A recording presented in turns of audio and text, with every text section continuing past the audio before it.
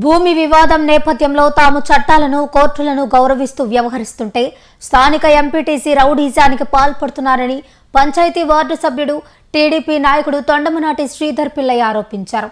నెల్లూరు జిల్లా ముత్తుకూరు మండలం కృష్ణపట్నం గ్రామంలో స్థానికులతో కలిసి ఆయన మీడియా సమావేశం నిర్వహించారు. ఈ సందర్భంగా మాట్లాడుతూ కోర్టు పరిధిలో ఉన్న భూములోకి గతంలో దౌర్జన్యంగా ప్రవేశించడంతో పోలీసులకు ఫిర్యాదు చేసినట్లు తెలిపారు. ఆ సమయంలో పోలీసులు జోక్యం చేసుకుని తమ వస్తువులు తిరిగి ఇప్పించారని తెలిపారు. అయితే మంగళవారం సాయంత్రం మళ్లీ తమ రొయ్యల గుంటలపై దౌర్జన్యానికి పాల్పడుతున్నారని ఆరోపించారు. ఈ ఘటనపై జిల్లా ఎస్పీని కలిసి న్యాయం కోరుతూ న్యాయ పోరాటం కొనసాగిస్తామని శ్రీధర్ పిల్లయ్య తెలిపారు. ఈ కార్యక్రమంలో పలువురు రైతులు స్థానికులు పాల్గొన్నారు. బాగా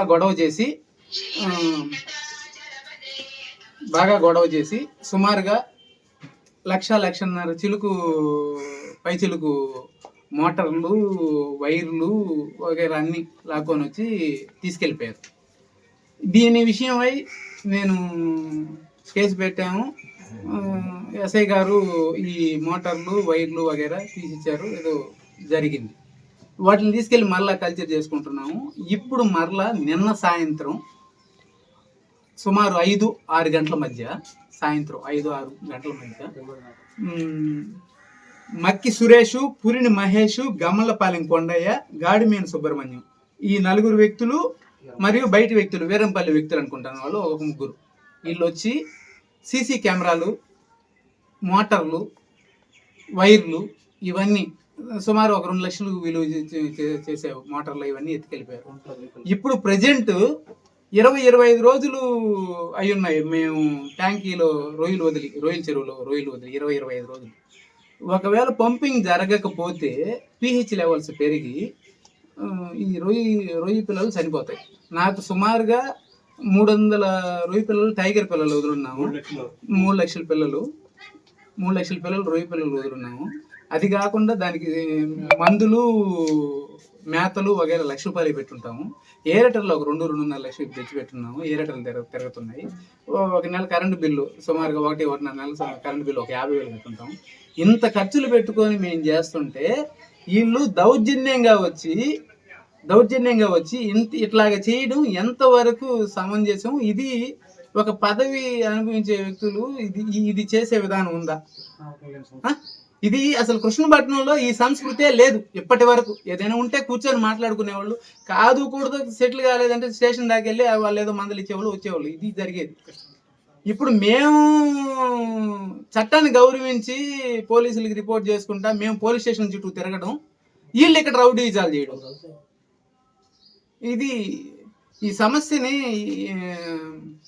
ఎస్పీ గారి దృష్టికి తీసుకుపోవాలనేసి గట్టిగా మేము అనుకుంటున్నాము. దీన్ని ఇంతటితో కూడా వదిలేదేం లేదు. ఖచ్చితంగా మేము న్యాయ పోరాటం చేస్తాము.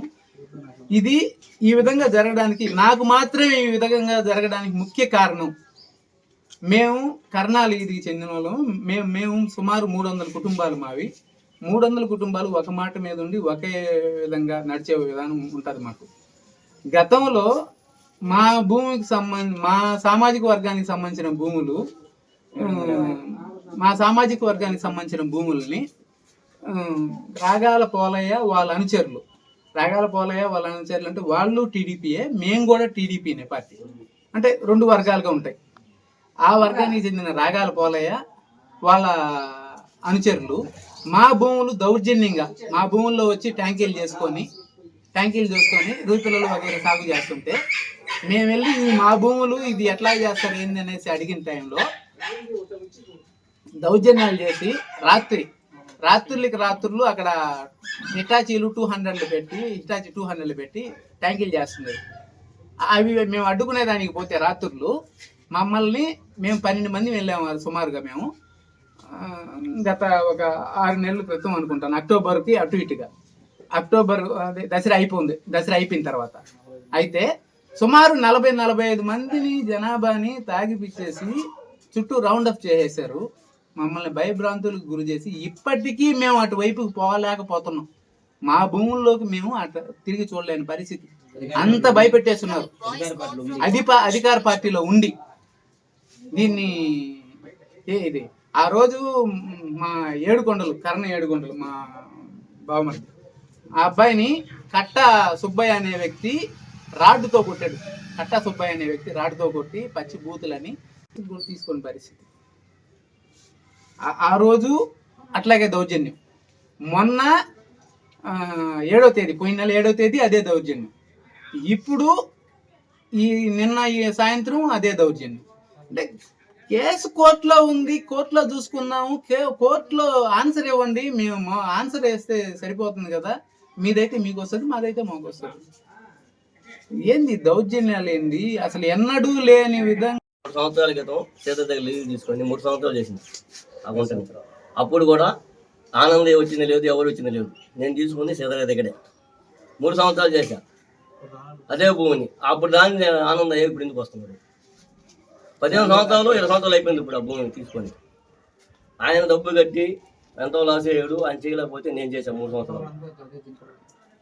3 సంవత్సరాలు చేసిన తర్వాత ఎవరు నా అమ్మిడికి రాలా. నేనే చేసి అటు రైల్వే అన్ని తీసుకొని నేనే ఇబ్బందులు పడి నాన్న అవసరం పడి ఆ పనులు చేసిన. నాకు ఇబ్బందుల్లో వదిలేసి నేను నెల్లూరుకి వెళ్ళిపోయాను. ఇప్పుడు వచ్చి ఏదైనా భూపు రాజకీయాలు పెట్టి నాశనం చేస్తాను.